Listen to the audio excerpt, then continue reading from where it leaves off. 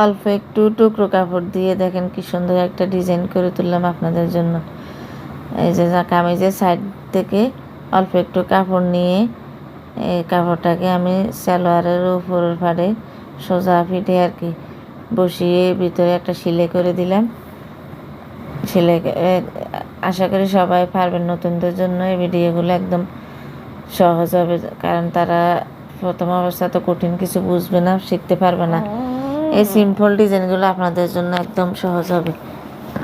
আশা করি এগুলো শিখে রাখবেন। এই যে আমার সেলাই শেষের পর আমি ওটাকে উল্টো ফিটে নিয়ে যাব। উল্টো ফিটে নিয়ে উপরে একটা চাপ সেলাই দিয়ে দিব।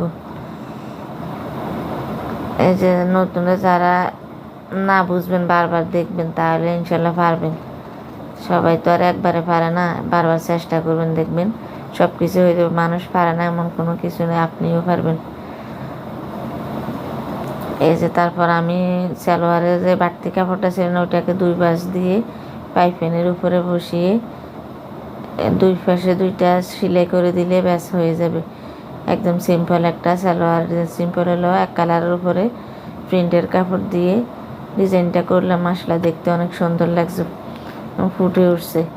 এভাবে আপনিও নিজেরগুলো নিজে বাসায় তৈরি করতে পারবেন, দেখবেন খুব সুন্দর লাগবে। সিম্পল কিছু দিয়ে শুরু করুন, দেখবেন একদম করতে করতে একদিন ভালো কিছু পারবেন, আমার চেয়ে অনেক ভালো হবে। আশা করি আপনাদের পছন্দ হবে। কেমন হয়েছে সবাই প্লিজ কমেন্ট করে জানাবেন। না বুঝলেও কমেন্ট করবেন, আমি পরবর্তীতে ভিডিওতে আবার বুঝিয়ে বলবো। সবাই ভালো থাকবেন, আল্লাহ হাফেজ।